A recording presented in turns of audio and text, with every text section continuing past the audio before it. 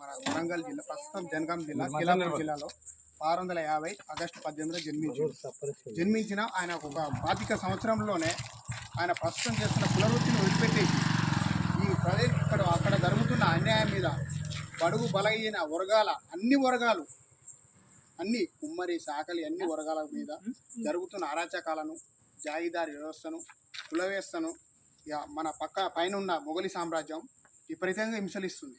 అలాంటి టైంలో మన కిలాపూర్ కోట దగ్గరికి వెళ్ళి ఆయన 12 మంది స్నేహితుని ఒక పోరాటం సాధించి 12 మందితోని మన గోల్కొండ కోటకి రాజ్యం ఏలాలనుకుంది. గోల్కొండ కోలాని కొట్టాలి, గోలు కొడితే గోల్కొండని కొట్టాలనుకుంది. గోల్కొండని కొట్టాలంటే డైరెక్ట్ గోల్కొండకు పోలేడు. ఫస్ట్ చిన్న చిన్న కోటలు నిర్మించుకుండు. కిలాపూర్లో కోట నిర్మించిండు. దాని తర్వాత వరంగల్ కోటను చేయించిండు. వరంగల్ కోట నుంచి వెళ్ళి ఓనగిరి కోటకు వచ్చిండు. ఓనగిరి కోటకు వచ్చేసరికి 12,000 సైన్యంతో ఏర్పడింది. అప్పటికి మొఘల్ సామ్రాజ్యంలో మన హైదరాబాద్ సంస్థానంలో మొఘల్ సామ్రాజ్యంలో అక్కడ వాళ్ళు పరిపాలిస్తుంది.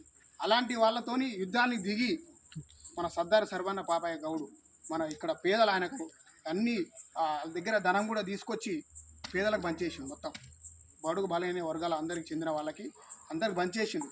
ఈయనకు ఆయుధాలు సంస్కరించాలి కావాలనుకున్నప్పుడు టర్కీ నుంచి ఆయుధాలు కొని మన మొఘలి సామ్రాజ్యాల పైన గోల్కొండ కోట మీద యుద్ధానికి వెళ్ళి గోల్కొండను శాసించిన మన విప్లవ యోధుడు బహుజన ముద్దుబిడ్డ సర్దార్ పాపన్న గౌడ్. సర్దార్ పాపన్న గౌడ్ మన గౌడ్స్కే కాదు, అన్ని బడుగు బలైన వర్గాలకు సామాజికంగా న్యాయం ఉండాలి. మనం కూడా రాజ్యాధికారంలో రాజ్యాన్ని ఏలాలి. మనం ఎందుకు రాజ్యం వెళ్ళాం అలాంటి ఆలోచనతోని ముందుకెళ్ళి ఒక్కడే 12,000 మందితో సైన్యంతో వెళ్ళి మన ఇప్పుడు ప్రస్తుతం మన లండన్ మ్యూజియంలో మన సర్దార్ పాపన్న గౌడు విగ్రహం ఉంటుంది. అక్కడ మన దేశంలో కాదు, అవుట్ ఆఫ్ కంట్రీలో మన సర్దార్ పాపన్న గౌడు ఉండడం అంటే మన గౌరవకరం. మన తెలంగాణలో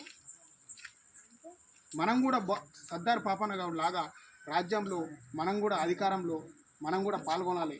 యువత మనం కూడా ఆయన స్ఫూర్తి తీసుకొని ఒక్కడు ఆనాటి సోషల్ మీడియా లేదు, రాజ్యాంగం లేదు, ఎలాంటి లేనప్పుడే అలాంటి కోటను జయించిండు 12 మందిని చేసుకొని.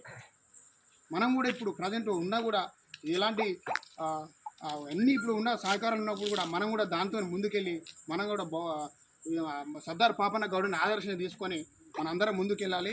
జై సర్దార్ పాపన్న గౌడికి జై గౌడన్న. Thank you.